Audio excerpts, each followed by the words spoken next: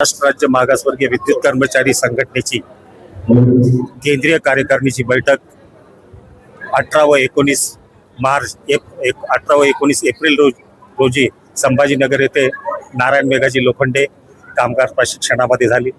त्यामध्ये प्रामुख्याने फुले शाहू आंबेडकर विचारधारेवर ज्या काही कामगार संघटना या कशा मजबूत करता येईल, ज्या पद्धतीने आम्ही संघटित क्षेत्रामध्ये 7% आहोत, असंघटित क्षेत्रामध्ये आम्ही 93% आहोत।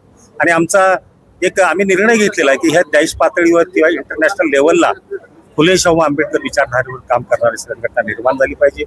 त्यामुळे सातत्याने ज्या काही देशामध्ये 12 कामगार संघटना काम करतात, डाव्या विचारांच्या असतील, उजव्या विचारांच्या असतील, गांधीवादी विचारांच्या संघटना आहेत, परंतु फुले शाहू आंबेडकर विचारधारेवर कोणतीही संघटना या देशामध्ये काम करत नाहीत। आणि म्हणून 1978ला महाराष्ट्र राज्य मागासवर्गीय विद्युत कर्मचारी संघटना निर्माण झाली।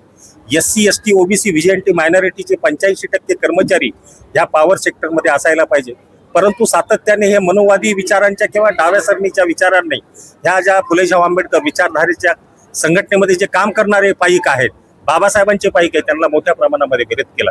पण त्याच्याही आम्ही न डगमगता 1993ला आमच्याकडे 200 फक्त सभासद संख्या होती, परंतु आता आम्ही 18 ते 20 हजार कर्मचाऱ्यांची संख्या ह्या पॉवर सेक्टरमध्ये नेण्यामध्ये यशस्वी झालो। मध्यंतरीच्या काळामध्ये पाहिलं असेल की रिझर्वेशन इन प्रमोशनच्या संदर्भामध्ये Vijay Ghogre versus government of Maharashtra ही केस दाखल झाली।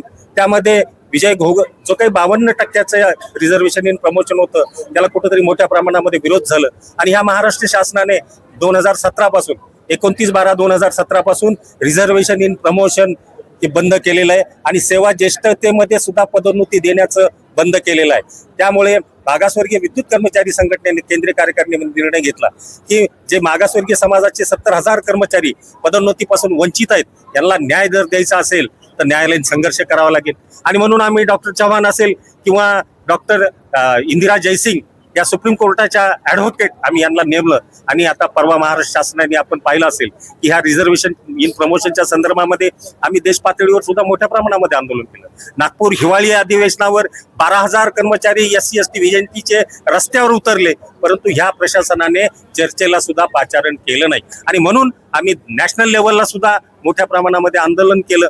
आता भविष्यामध्ये आम्हाला खात्री आहे की पॉवर सेक्टरमधील लोकांना याचा फायदा होणार असं नाहीये, तर महाराष्ट्रामधील जे काही इतर डिपार्टमेंट आहेत त्या लोकांना सुद्धा रिझर्वेशन इन प्रमोशनच्या माध्यमातून बेनिफिट होणार आहे। आणि म्हणून या पॉवर सेक्टरमध्ये मध्यंतरीच्या काळामध्ये मागासवर्गीयांचा 14,647 पदांचा अनुशेष होता। तो अनुशेष भरण्याच्या संदर्भामध्ये तिन्ही कंपन्यांच्या व्यवस्थापकीय संचालकांना आम्ही पत्रव्यवहार केला, आंदोलन केलं।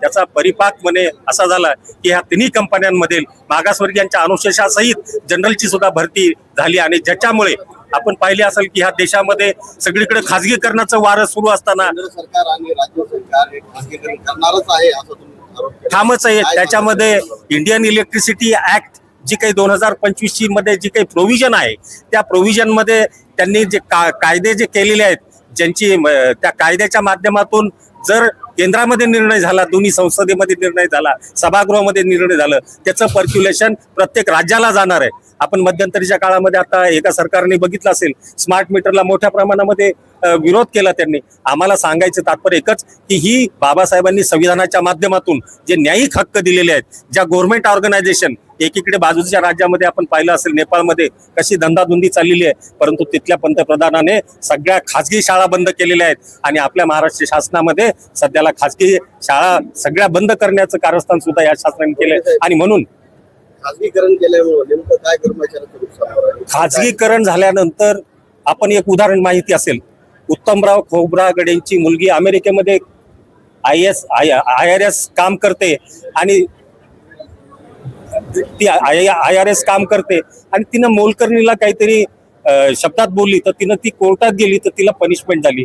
परंतु आपल्या देशामध्ये असंघटित क्षेत्रामधील कामगार असतील किंवा इतर कामगारांना कोणताही न्यायालयांमध्ये म्हणजे न्याय मिळत नाही आणि त्यांचे पे रिव्हिजन सुद्धा म्हणजे एखाद्या असंघटित गवंडी कामगार असेल त्याची किती पगार असायला पाहिजे याचं अनालिसिस सुद्धा आपल्या या महाराष्ट्र शासनाने केलेलं नाही किंवा केंद्र शासन। याचं नुकसान असं याच्यासाठी होणार आहे की भविष्यामध्ये पॉवर सेक्टरमध्ये आता फ्रँचायझीला जर दिले, मध्यंतरीच्या काळामध्ये आपण नागपूर असेल GTL कंपनीला दिलं त्यांनी, परत अजून दुसऱ्या अदानीला दिलं, त्यावेळेस जो कर्मचाऱ्याच्या त्याच्या बदल्या कुठेतरी इतर मंडळामध्ये झाला आणि नेमकं मोठ्या प्रमाणामध्ये कमी पगार असल्यावर दुसऱ्या एका जिल्ह्यामध्ये स्थलांतर झाल्यानंतर त्यांचे वय 40-50 झाल्यावर त्यांच्यावर उपासमारीची वेळ आली, त्यांचे मुलं शिक्षणाला. मग ते सातत्याने आम्ही पाठपुरावा केला आणि ज्यावेळेस व्यवस्थापनाशी पाठपुरावा केला त्यावेळेस त्यांनी त्या कंपन्यांना काढलं, परंतु 400 कोटी 500 कोटी थकबाकी ते त्यांच्यावर असताना सुद्धा ती न भरता आम्ही महावितरण कंपनीमधील आमचे कर्मचारी 100 रुपयाच्यासाठी सुद्धा दारोदार फिरतात. भविष्यामध्ये जर खाजगीकरण झालं त्याचा याचा फटका मागासवर्गीय समाजाला मोठ्या प्रमाणामध्ये होणार आहे. कारण आपण पाहिलं असेल ज्या काही कंपन्या आहेत तिथं आपल्याला कोणताही स्कोप नाही. सध्याच्या परिस्थितीमध्ये अत्यंत भयानक परिस्थिती आलेली आहे. Against of privatisation